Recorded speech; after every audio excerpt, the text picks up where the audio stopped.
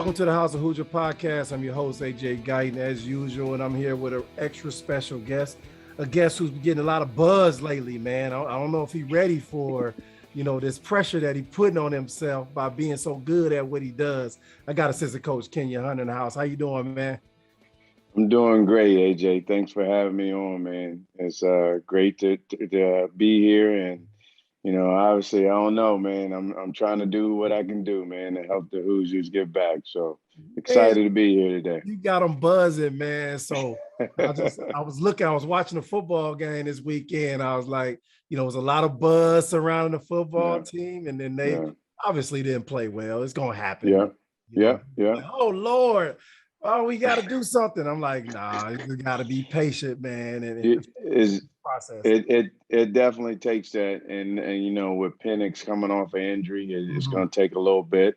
But we saw it last year when he's at his best, and after a couple of weeks, I think he'll get back to form. So, Coach Allen, he does a great job, and I think our football team will take off here in the near future. So absolutely. Don't get alarmed, man. It's only one game, as they right, say, right. I know I've been in that Hoosier in that hurricane before, man. I mean, it's national championship in the first game or bust. Like, come on, y'all. Let's keep it real. You've been doing an excellent job in following, man. I appreciate it. Dig into you a little bit so the Hoosier faithful could learn about you a little bit, man. So you're from Virginia, right? Yes. Virginia? Arlington, Virginia, yeah. What was it like growing up there, man? It was good being in we call it the DMV area. So growing up there, actually, I was just talking to Jalen Hood-Schifino's mom, and we were talking, and we were asking about, when I was growing up, who I played against, and Grant Hill was someone that was from our area. So we actually played Grant Hill when I was a senior to get in the Northern Region Championship to get to the state finals, state tournament. And we ended up beating them in the Northern Region finals. So, it was some good players back then. It was the public league, but it was pretty good. Now in that DMV area is the WCAC, which is a huge league in that DMV area. So now I played against some good competition, but, Arlington, Virginia was a good place for me. Grew up there and then went up to Pittsburgh and started my career out at Duquesne University. Like when did you? So you just told me that a Kenya Hunter led team beat a Grant Hill led team. You ain't just gloss over that like he ain't one of the top players ever to play the game. Yes, Who did you have on your squad? And how did you guys pull that victory off? And was that the Grant Hill that we know? He was a big time player in high school, but it was the team. So my team, we played all the way through from freshman to senior year, right? So all the guys knew each other. We played with each other. So we kind of built that team into a championship team. And in the senior year, I was one of the captains, leaders of the team. But we had two other guys that I played with, Travis Spencer and Rayfield Boyd, who both of them probably could have played in college. One of them did, but played JUCO for a little bit. But I was the only one that really took off a little bit, and played in college. But we had a good team and the chemistry was good. So we had a good high school coach. So that all helped. Okay, good, good. Yeah.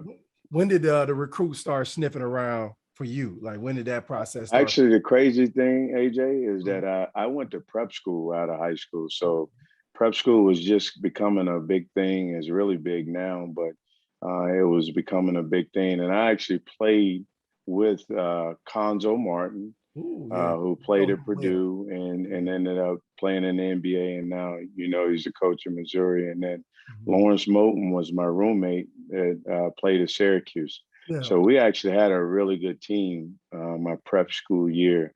And so actually Mike Roberts went to the same prep school. So that's how we tie in Mike Roberts, Wes Miller, that whole crew that played in New Hampton. So Was able to play there, and then ended up going to Duquesne from there. Oh, okay. And why did you Yeah. choose Duquesne? What was it about Duquesne? Opportunity to play right away. I thought I had a chance to go in from the beginning and have an opportunity to start and play. I didn't like sitting on bench, so we Right. had a pretty good team my first 2 years there. John Carroll was my coach who recruited me, who actually my junior year they let him go, but he ended up he was with PJ Carlesimo at Seton Hall, but ended up coaching with the Celtics after he got let go for a year. So it was a good career though. I didn't, I wasn't bad. But What kind of it player wasn't were like you. It wasn't like you. No. What kind of player were you? If you're looking at today's landscape of players, what kind of player when you look, you watch, you like that was me back in the day. Who? Well, actually, so we teased each other a lot because Dame Fife was a more defensive player, right? Mm-hmm. So that was my niche, my calling, more on the defensive end. But I was a pass first point guard. Okay. Didn't do too bad. I always tell one of my teammates, Derek Austin, that I played with. Okay. I got him to the league because I passed him the ball all the time, and he was 2 years older than me. But he had a great career. Played for the Sixers for 3 years, and then played for overseas for a long time. But Mike James, I was a guy that I felt like I groomed a little bit. Mike played in the league actually for Coach Woodson when they won the championship in Detroit. Yeah. Mike James was a part of that team, but Mike was a younger guy that was under my, I was a senior. He was freshman, sophomore coming up in my senior year. So Mike, took him under my wing. He had a heck of a career at Duquesne. Yeah. And someone that, went on to do really good things. I had a couple injuries, so it didn't pan out the way I thought it. But at the end of the day, I got into coaching because of me playing in college. My summer job was coaching the AAU basketball team. Okay. And that's how I got to, really get around some of the coaches and had that interest early on. So did you develop, and I see a lot of guys still going through it today. I know you probably cool, but did you develop I call it post-traumatic sports syndrome, when guys like you had this big dream and it just don't pan out, and they still at 45, 46 working out as hard as they can, but it's just not going to happen. But it's not going to happen. It's keeping them from achieving the other goal. But I know you didn't always joke about that, but it is serious for some guys. But did you, how did you got into coach, and when did you realize like, oh, this might be something that I can do? Well, the crazy thing is I went to graduate school at North Carolina State, right? So after my first year, I got that itch of playing again. And, I was playing in a summer league. I was actually playing in a summer league. It was crazy, with a guy by the name of Chucky Brown. Old school guys would know him, but Chucky Brown played at NC State and played in the NBA. But we had a summer league. And so we were playing in the summer league. We ended up winning the summer league, and I was Stackhouse, Rashida. We used to play. It was like the Duke players, Carolina players. They were all on these different teams, and so I was playing in that league and doing well.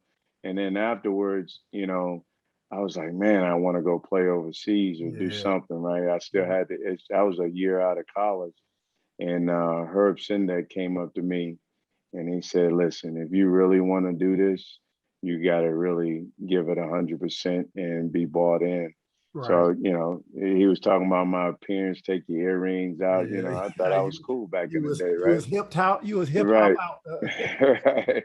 So, but it was one of those things. And then I ended up having a little injury with my knee. And then that's when I was like, let me lock in and really focus on this, coaching thing. And as I look long term, if I do it now, I'm very blessed that, a lot of the opportunities that I've had, have put me in this position where I am now. So as I look back on it, long term, it was the right thing for me to do. Absolutely.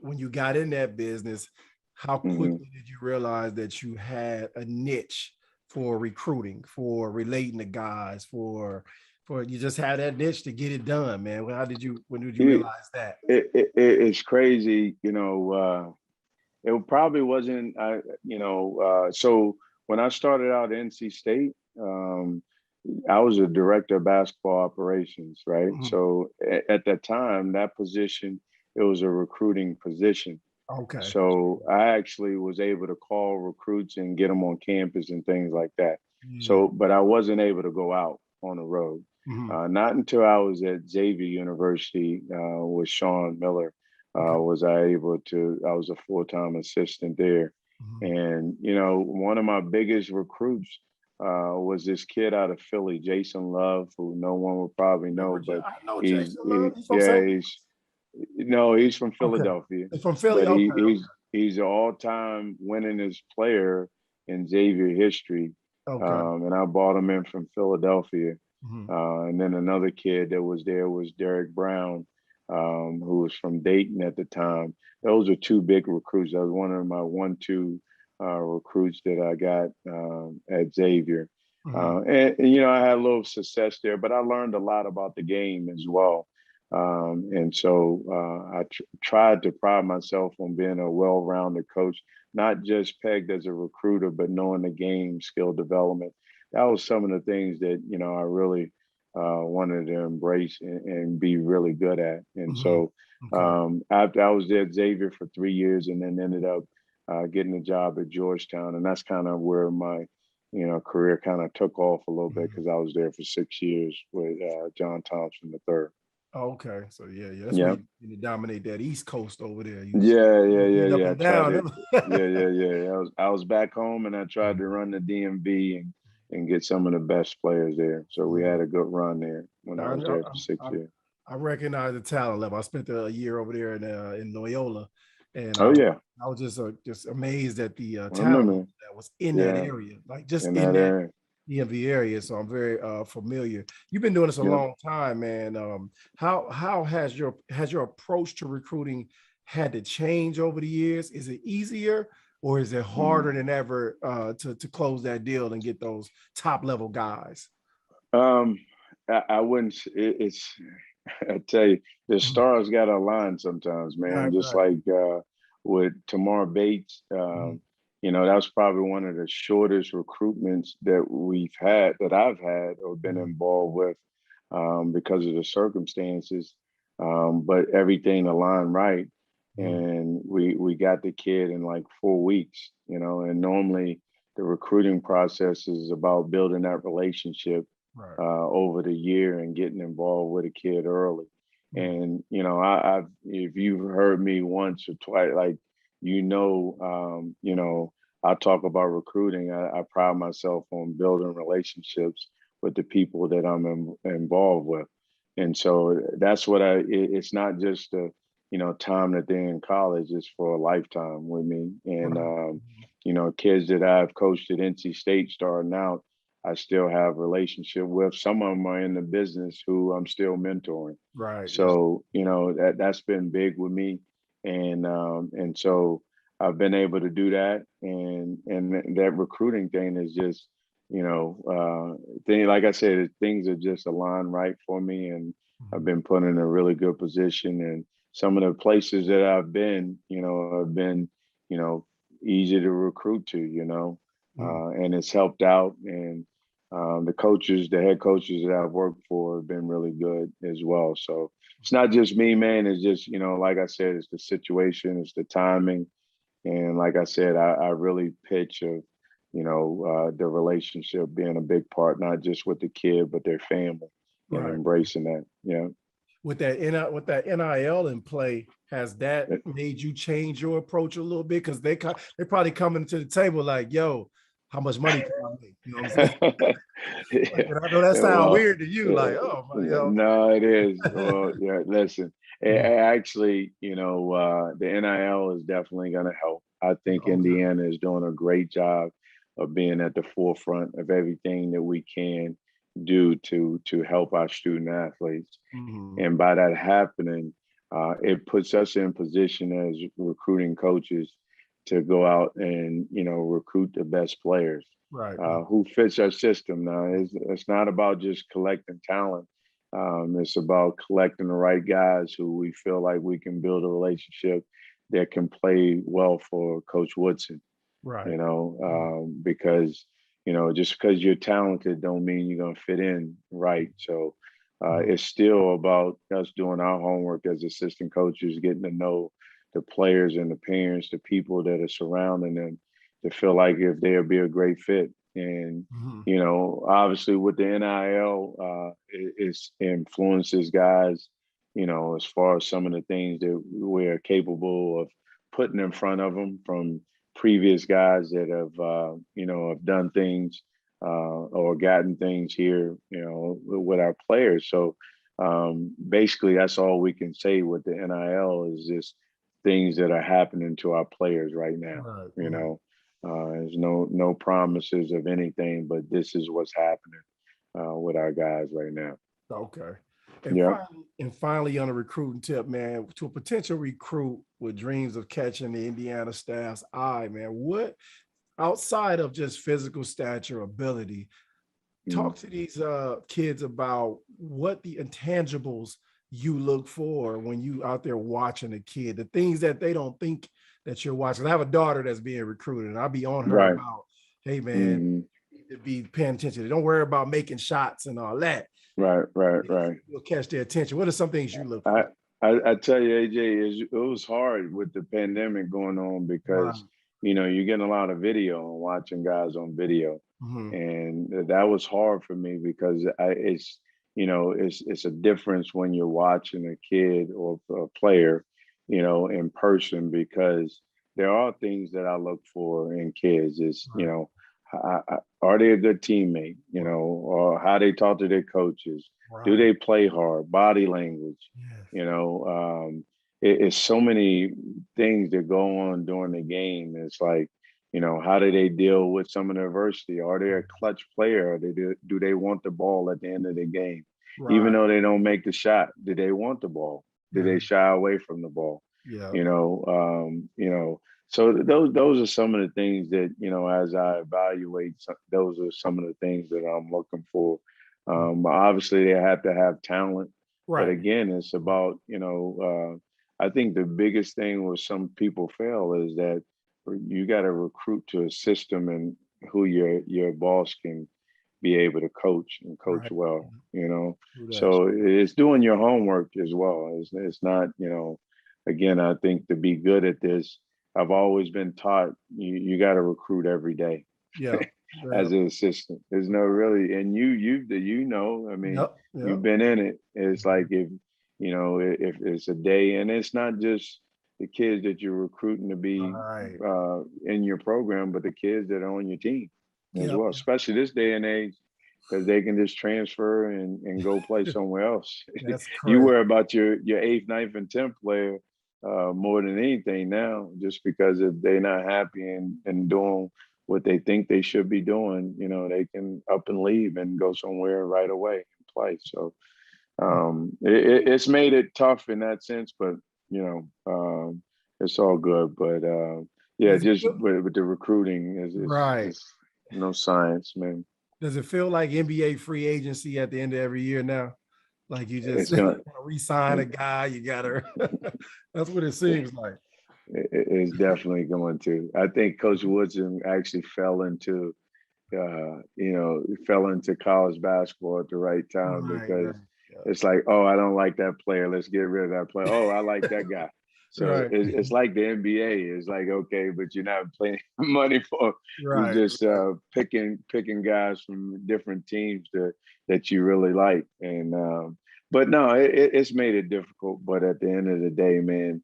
You got to try to build a culture and a team that that plays hard, and I think that's what what Coach Woodson is doing right now, and obviously building the talent, but just getting guys that believe in what we're doing, and if they do, then they're gonna play hard for you. I was very pleased at how we played in the Bahamas. I thought that was a great trip for us, 2 months of work and getting to know how Coach Woodson wants to play. And It's been good, and our guys have embraced that, and I think we got some hungry guys that are ready to get out there and prove something. Before we move on to the Hoosier 10, let me tell you guys a little bit about our partners over at BetRiver Sportsbook. If you haven't signed up with BetRiver yet, now is the time, because they're offering a $250 match bonus for our first deposit. But what sets them apart is that they require just one play to turn your money into cash money. With their new Rush Pay instant approval, withdrawing your winnings is safer, more secure, and more reliable. With football season kicking off, get in on the action by going to betrivers.com today or by downloading the BetRivers iOS app. Must be 21 years or older.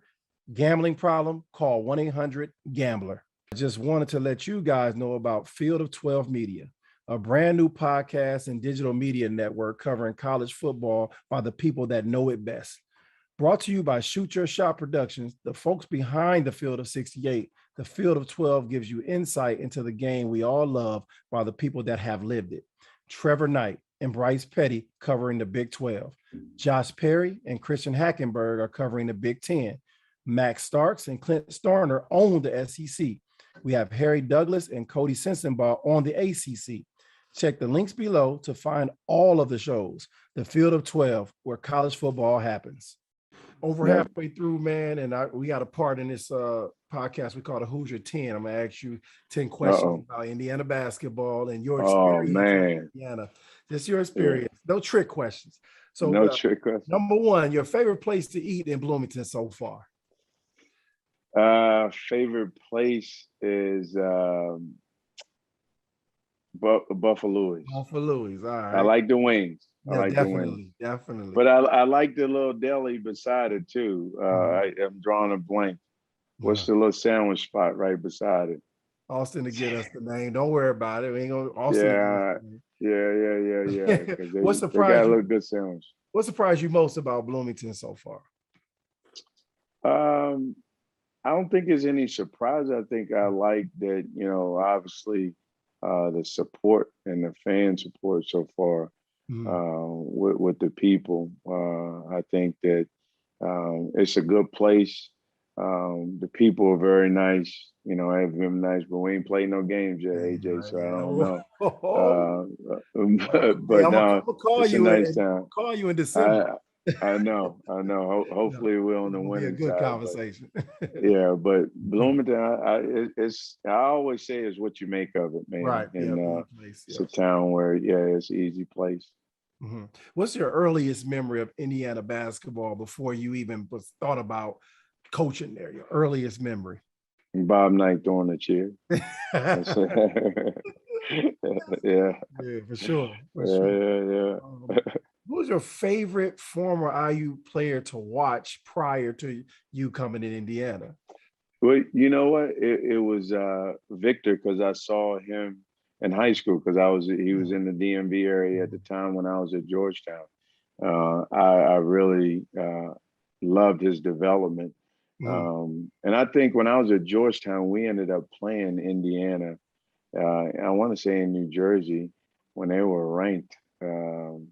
I want to say that was the year that they were ranked 1 or 2, and it came down to the wire. They ended up beating us, I think, when I was at Georgetown. So, but Victor is a guy that I saw that, like, it's like, man, very good player, and just seeing his development, and was really impressed with him. Yeah. Who's your first IU recruit? First IU recruit. First person you brought in. Is that many? I think no. It was Parker Stewart. Oh, okay. Awesome. Yeah. Okay. Yeah. Over the transfer, Parker Stewart was the first one. Okay. Yeah. A lot of pressure on you, Parker, man. What's the loudest place to coach in the Big Ten? Because coaches got to communicate with the guys on the floor sometimes, and I see y'all getting up, running. What place you was like, dang, I can't get to him. I hate to say this. I know it's it's probably Purdue. Mackey Arena is very hard to play. Play in, but that's going to change though. Oh, and that it's going to definitely. change. Are we? It's going to We're change. the loudest. I didn't ask you about it, Yes, but you haven't yes, gotten yeah, a yeah. chance to really feel I that. haven't experienced that because, Uh, yeah, no, not yet, but I'm looking forward to it. most difficult Big Ten coach team to scout against. Um, Because they I would so much say, stuff. well, back when I was at Nebraska, I would say Beeline Yeah. was very difficult to prepare for. Had a lot of wrinkles. Chris Collins at Northwestern and their crew, they've run some stuff that was really good. And then I would say those two were kind of, Wisconsin, they run the swing offense. Yeah, Yeah, man. sometimes it's not the plays, it's the players. Mm-hmm. So Yep. each team in the Big Ten has done, their fair share. They've had a fair share of really good players at different points. But I think, just different wrinkles and things like that. I would say, yeah, I would say, and Purdue, Painter runs some good stuff as well for his shooters. So people don't know that the Big Ten is one of the most well coached, scouted, coach scouted, whole nine, man. So all those guys, they do their due diligence in the Big Ten. Ten. Yes, they do. Yes, they do. Cut out for you. Indiana has a great support staff and system. Who's your favorite non-athlete in the program so far? Who have you latched on to help you at IU? Let me tell you something, man. This dude right here, we got to keep him for a little while. Adam Howard is one of our senior managers, and he's great. He always asks every day, what can I do for you? All our managers are good. Don't get me wrong. Definitely. I think Adam has a niche. I think he's going to be good. His dad is a coach. Okay. I think he wants to do the same thing, but he goes above and beyond the call of duty to help not just me, but everyone on the staff. But we got a really good group. We got a good group of grad managers this year who we're excited about, who do a very good job. It's been a smooth transition, I think. And, guys on the staff, Ben Saunders and Brian Walsh, they do a great job. They've acclimated coach very well to just what's going on the day to day. So, like I said, we got a good office, man, right now. Awesome. Love it. Yeah. Question: what does Tim Garl call himself while handing out per diem? We taking that responsibility out from him, I think. He don't do it anymore. He doesn't do it anymore. You don't scream it when it comes. No, you know what? That's bad. Maybe he does. I thought Ben handed the money out. Okay. But maybe Timmy G. I actually haven't stayed to see the guys get their money. I think Ben is handing it out. But you tell me so I can say something to Timmy G. Because I know he got the big 2x4 downstairs that he tried to scare the guys off. Right. All Every the time he got on the bus and he used to yell out, "Cabbage Man."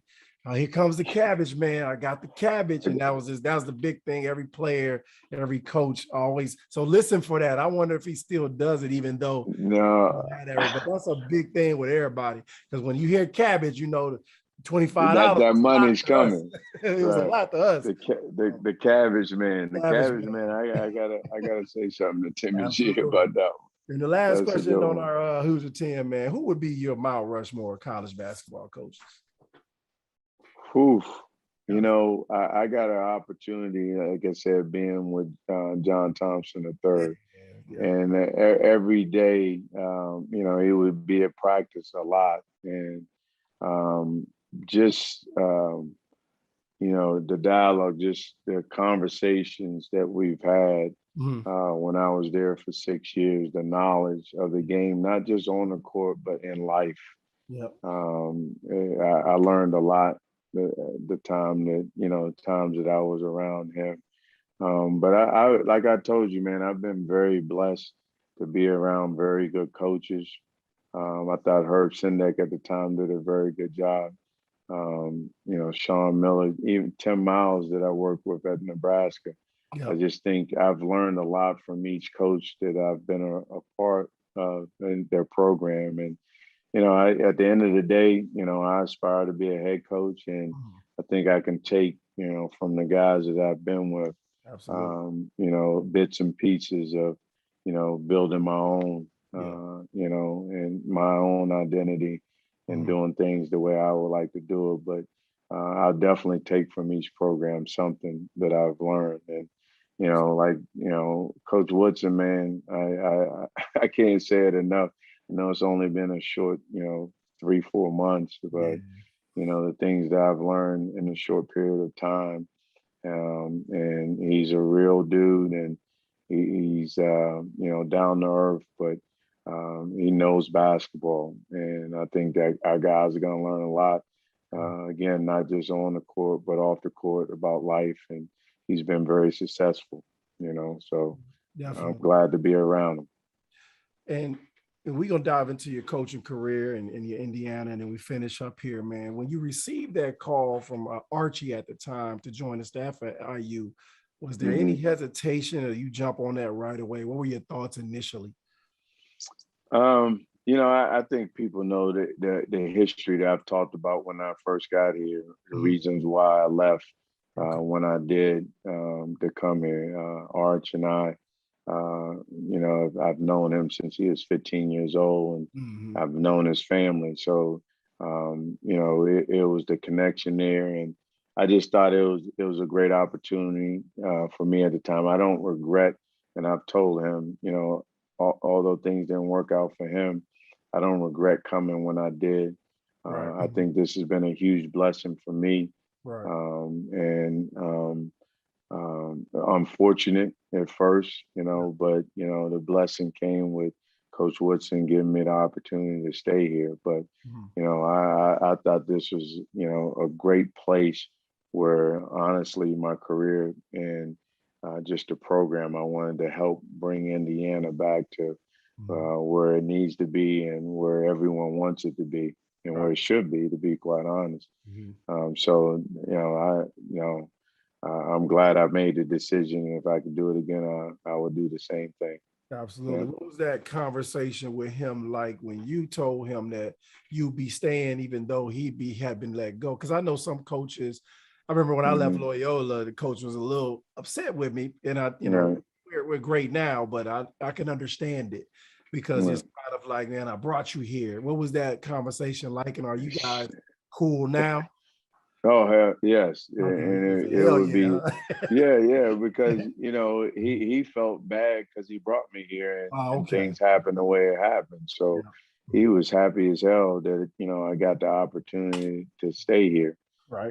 So no, I mean, again, I know things didn't work out the way we wanted to, but again, I think he's not hurting, so Oh, he's good. Trust he's me. not. He's good, and so I'm good. So he's good because he got paid well, and I'm good because I get an opportunity to still continue to do what I love to do. So Right. no, I think we are in a good place, and again, I get things didn't work out here, but I'm pretty sure he'll get back up on his feet and up and running. Phenomenal coach. Phenomenal Again, coach. so yeah, Phenomenal coach. yeah. Then you had to have a conversation with Coach Woodson about being Mm-hmm. retained, man. What was the gist of that conversation, and what is whatever he said to make you say, "All right, I'm with you, bro. I got you." Um, I think the biggest thing is like it was a 2-day period Mhm. of um, of me going to his office and talking, and then watching film. He was asking me things about our players that were currently on the roster, and also in recruiting. And so um, it didn't take long. I think also the relationship that you know um, that Scott Dolson, the AD, and I had, and the conversations that we had, I thought put me in a good situation to have the opportunity to stay. Right. And so I think Scott really wanted me to be here. But at the end of the day, it was Coach Woodson's decision. And I think after the 2 days of just, meeting with Coach Woodson, I thought it was a great opportunity for me. Okay. And, when he offered me the job, I was, heck yeah, shit. Excuse my language. Yeah, no, Yeah, I'm staying. I'm in, I know that and was a then, natural reaction. Hell and yeah. then I thought, the people that, he was bringing in, to be a part of the staff, I just thought that, it was going to be a great staff. And honestly, I think we've done a great job working together, in the office and playing off of each other. And I think it shows with some of the success we've had in recruiting, because it's not like I probably, people will say it, we all recruit and we all in this together. It's not my recruit, it's all of us recruiting, because when we're on the Zoom calls and now that we're bringing kids in, we're all a part of it. And we're all doing our job, man, to bring these guys in. And, at the end of the day, Coach Woodson has done a heck of a job, being in front of recruits or on a Zoom call. And that's what's put us in position to get these players. Yeah, and you mentioned, you guys were able to put together a talented roster in a short period of time, man. And after the 2 games in the Bahamas, what were your takeaways? What were you impressed with early on that you've seen in those 2 games in the Bahamas from this new team? To be quite honest, AJ, how hard the guys played. Mm-hmm. I think they bought in the Coach Woodson system of, defensively. We were worried. I mean, this team, BC Mega from Serbia, older team, had some older guys. They had size. You watch them on tape, they shoot from all 5 positions, 5 spots. And so we were worried going into that, how our guys would deal with it, whether they were going to have success or some adversity. And I just thought that, the way they came out and played hard defensively, I was really excited about how Trace, dominated on both ends. He just played harder to me. And I tell you what, man, he's had a different mentality leading up to the Bahamas and coming back. His work habits have gotten a lot better. And I think he, from some of that success that he had, playing in the Bahamas, I think has led to him being hungrier to be very good, and I think that's rubbed off on, some of our other guys of being in the gym and getting extra work. And I'm excited about this group, man, because the chemistry, the camaraderie is very good. We haven't played any games, so I know it's early, but I just like the vibe of our team right now, and the way they playing and competing in practice. Right. T, one thing the people are going to want to know is the team had a little bit of shooting woes last year. You guys plugged those holes this year?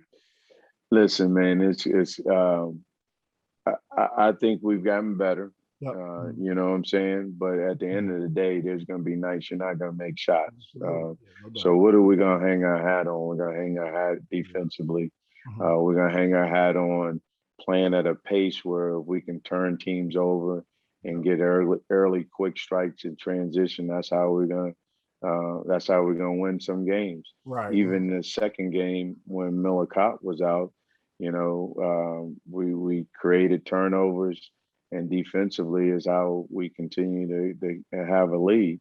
Right. We didn't make shots, you know what I'm saying? Some games are going to be like that. But at the end of the day, I think we've addressed some of those issues. I think we got, more depth and talent. And so I just think that, there's going to be nights that we're going to make shots, and there's going to be some nights you're going to be like, damn. But I think all in all, if we play hard, like, Coach Woodson wants them to play, I think we'll be okay. I think we'll be okay. Yeah.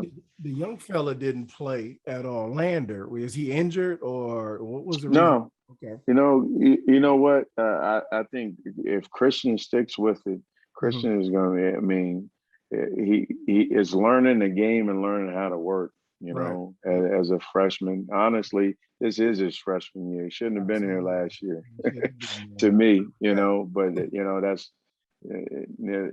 but at the end of the day, if he sticks with it, Christian has a wealth of talent, and I just think that he's going to learn a lot because we got older guards now with Mhm. Rob and Xavier, and I just think that if he embraces that, there's going to be nights that one of those guys are probably not playing well, Right. and he got to be locked into when his opportunity is called to be ready.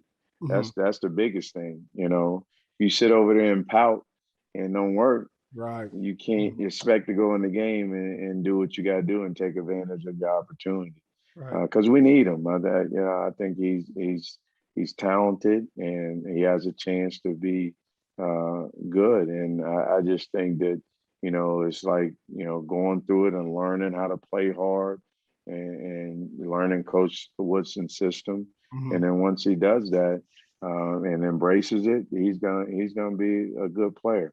Oh, It's just the easy thing is just like you said, you want to leave, but I tell you what, you can't just run away every time you meet that adversity. If you yeah. stick with it Mhm. and you fight through it, and I think on the other side of it is going to be some success that he's going to enjoy.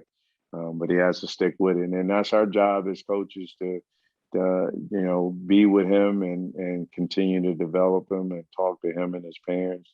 And I think the kid's going to be good, though. I really Mhm. do. Definitely. And final It just thing about takes the time. Yeah, definitely. Final thing about the team, man. You kind of touched on it. Intangibly, what can the IU faithful expect to see from the Mike Woodson led team? Intangibly. Yeah, I just think a hard playing team. I mean, Hmm. he that's what he's preaching, Yep. and it's going to be a defensive mentality built Hmm. first. Yep. But I think offensively, we're going to do some things. I tell you, his mind, man, just Yeah. putting guys in the right spots to be successful. Mhm. Uh, Offensively and drawing up things. And our guys are embracing it. But I think the pace that we're playing, one thing that Trace said, Coach Jasir said this, we were with a recruit, but he was saying that the way we practiced and when we played over in the Bahamas, when Trace came out of the game, he was just like, I'm not tired.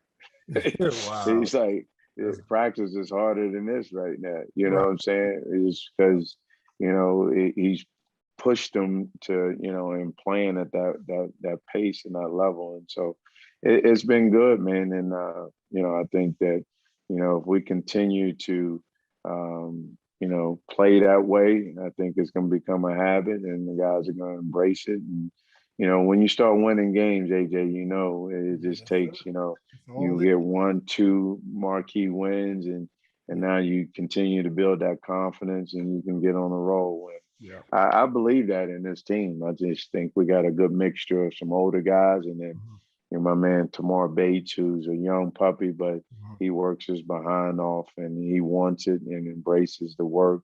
Yeah. And I think some of it rubs off on them. We're gonna depend on everyone to play a big part of what we're trying to do. Yeah, we excited, Mm. man, and I was very happy to see the staff put together. Coach Woodson coming back home. I have no Yes, doubt, indeed. man. I just, like I said, tell these people Mm. all the time on Twitter, y'all be patient, relax, let this Got to. thing develop, man, and see what Got we to. in March. Mm. Let's see what Yes. we had in Yes. March at Yes. the end of the day. Last things, man. Lots of young assistants in your position, man, and you've been an assistant Mm. for about what 18 years or so. Long time. Is it longer than that? Yeah, 23, I think, 23 man. years, man. Why do with your grind and your name in the business, why do you guys end up being assistants for so long when you could probably been a head coach a long time ago and Yeah. start to build your own legacy? What's the process and thought process in that? Well, it's crazy. I think things are changing, Hmm. for minority coaches, because we been looked at so much as recruiting coaches. And, I think especially here, it's who you work for and who's going to empower you to be put in that position. I think sometimes as head coaches, some of them that I work for, they get comfortable with their assistants. And, although some jobs come open, are they going to push hard enough to really put you in that situation to have the opportunity? And then, the jobs that I've had, and I've been fortunate, man, as assistants, I don't want to just take a job to say I'm a head coach. I want somewhere where, and I know I'm not going to get a Power 5 job right off the bat for my first job, but I want to be in a situation where they've had at least a little bit of winning tradition at the school, where I have a chance to win. If there's an opportunity like that, I'm gonna be all in. But sometimes we don't get those opportunities. But I think, like I said, the past year, I think I wrote down this stat. I think it was 28 assistant coaches that got hired in the head coaching positions last year. Wow! So that's the most since I've been in the position, been coaching. It's definitely the most. Normally they're looking for former head coaches, and they're just recycling and not giving assistant coaches opportunities. So maybe it's 23, but that's high. That's a high number. Right. You guys getting the opportunity to be head coaches from the assistant spot. So hopefully that trend continues. And, in due time, man, my dad has always told me in due time, when you're ready, the opportunity is going to present itself, and, I'm going to knock it out of the park. So, but in due time, and I'm good. As long as I'm winning, we're good, man. As long as I'm winning, I have an opportunity to win. So you good. It's all good. We don't want to lose you anytime soon. This is really going to be your first full season, season at IU.